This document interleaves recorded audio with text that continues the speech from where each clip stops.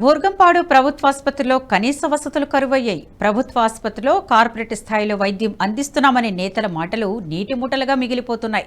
క్షేత్రస్థాయిలో కనీస వసతులు లేక రోగులు తీవ్ర ఇబ్బందులు ఎదుర్కొంటున్నారు. కనీసం ఇక్కడ డాక్టర్లు కూర్చునేందుకు కుర్చీలు కూడా లేవంటే ఆసుపత్రి ఎంత దయనీయ స్థితిలో ఉందో అర్థం చేసుకోవచ్చు. ఆసుపత్రిలో పరిస్థితులు చూడలేక కొందరు దాతలు ముందుకు వచ్చి కొంత సామగ్రిని విరాళంగా ఇచ్చారు. ఇందులో భాగంగానే డెంటిస్ట్కు సంబంధించిన చైర్ను విరాళంగా ఇస్తే ఆసుపత్రి అధికారి దాన్ని మరో ప్రాంతానికి తరలించాడు. డెంటిస్ట్ చైర్ లేకుండా రోగులను ఎలా పరీక్షించాలని వైద్యులు కూడా చేతులెత్తేశారు. దీంతో దంత పరీక్షల కోసం వచ్చే రోగులు నిరాశతో వెనుదిరిగి వెళ్లిపోతున్నారు. తక్షణమే బోర్గంపాడు పీహెచ్సీలో తగిన సౌకర్యాలు కల్పించాలని స్థానికులు విజ్ఞప్తి చేస్తున్నారు.